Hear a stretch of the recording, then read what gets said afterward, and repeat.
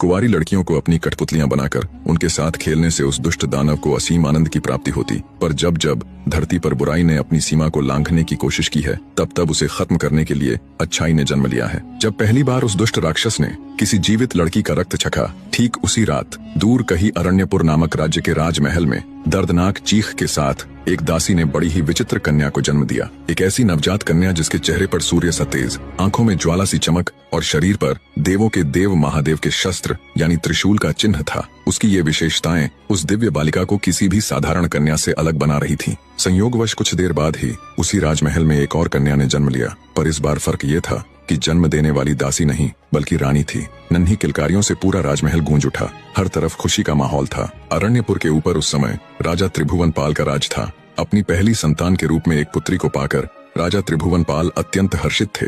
राजा की लड़की जिसका नाम रुद्रलेखा रखा गया और दासी ने अपनी पुत्री को विभित्सना नाम दिया। धीरे धीरे समय अपनी गति के साथ बीतने लगा। दोनों लड़कियां बड़ी होने लगीं। हमेशा साथ रहने और हमउम्र होने के कारण राजपुत्री और दासपुत्री दोनों में गहरी मित्रता हो गई। राजा त्रिभुवन पाल लड़कियों को भी लड़के जैसा ही सम्मान देते थे, अतएव उन्होंने अपनी पुत्री की शिक्षा एक लड़के की ही तरह करवानी शुरू कर दी।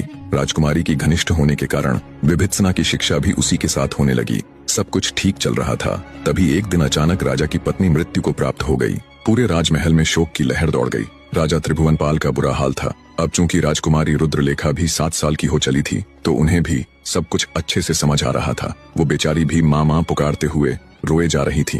विभित्सना ने किसी तरह राजकुमारी को समझाया। धीरे धीरे वक्त गुजरा तो दुख के बादल भी हटने लगे। राजा त्रिभुवन पाल ने फिर से अपनी इकलौती पुत्री को शिक्षा ग्रहण करने के लिए वापस गुरुजी के आश्रम भेज दिया। समय गुजरा, पर अब भी राजा हमेशा अपनी दिवंगत रानी के बारे में ही सोचता रहता। एक दिन मंत्रियों की सलाह से राजा एक वार्षिक सम्मेलन में गया, जहां दूर दराज के सभी राजा एकत्रित होते थे। उस समारोह में पास के ही राज्य से राजा त्रिलोचन सिंह भी अपनी पुत्री राजकुमारी त्रिलोचना के संग आया हुआ था। राजकुमारी त्रिलोचना ने जब उस समारोह में राजा त्रिभुवन पाल को देखा तो वो उस पर मोहित हो गई।